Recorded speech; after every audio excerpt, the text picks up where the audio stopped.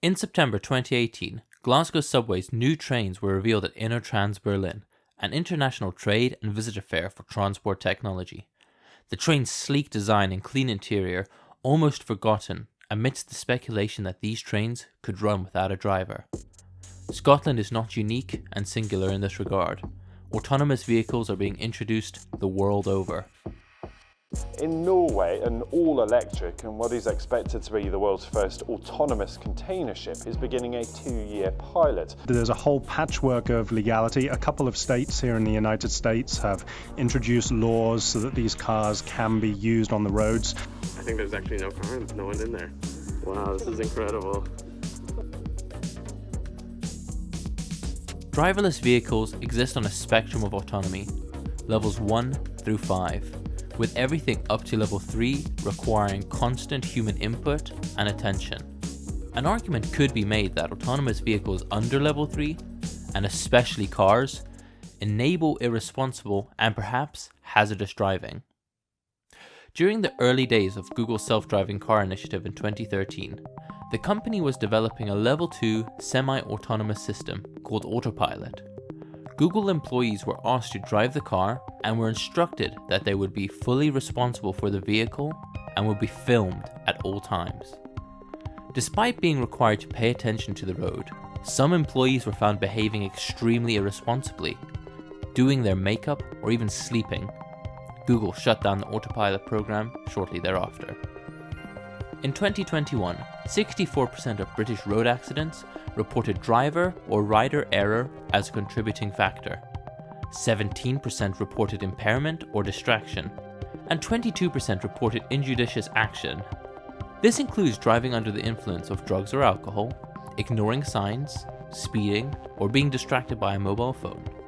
Yet in a 2022 report published by Lloyd's Register Foundation, shows that only 27% of the global population believe they would be safe in a driverless car. So here, at Stirling's Forth Valley College campus, I've decided to gauge the enthusiasm that a younger demographic may have for this emerging technology. If you were to take a trip in a driverless vehicle, would you have any reservations? Would you feel safe? Probably not. In Scotland there's a lot of like back roads and stuff like that, so I'd be a lot more nervous on like a back road, so yeah. And so what would it take to convince you that it's 100% safe? Someone else going around in it. Despite the distrust shown by the public, driverless vehicles are shaping up to be a safer way to travel when compared to human drivers. Hitachi Rail, a Japanese-based railway company, remotely operates 2.4 kilometer long trains across 1,700 kilometers of track in Australia. These heavy haul trains can detect track hazards up to 1.5 kilometers away. On the opposite side of the world in California, Waymo, formerly Google's self-driving car program, launched the first driverless trip on public roads in 2015. In 2021, Waymo launched a driverless taxi service in San Francisco and partnered with J.B. Hunt to begin a test run of driverless long-haul freighters. They are now driving over 100,000 miles a week in level 4 AV vehicles. Waymo's vehicles are fitted with sophisticated computer software and a variety of sensors. These systems continually scan for objects around the vehicle and build a 3D image of the world around the car. These sensors are so sophisticated that they can detect a stop sign at 300 meters away. There are also several redundancy systems built into the vehicle. Waymo records this data, captured by its sensors, and uses it to train the rest of the fleet. They have since accumulated over 20 million miles of data driven on real roads. To put that in perspective, if you were to drive 100 miles a day, every day, it would take you over 500 years to reach that number. There's been a further 15 billion miles driven in simulation. As driverless vehicles of level 4 and above become increasingly prevalent, the government recently unveiled this plan to roll out self-driving vehicles, investing £100 million. According to a government report, 38,000 jobs could be created from this $42 billion industry.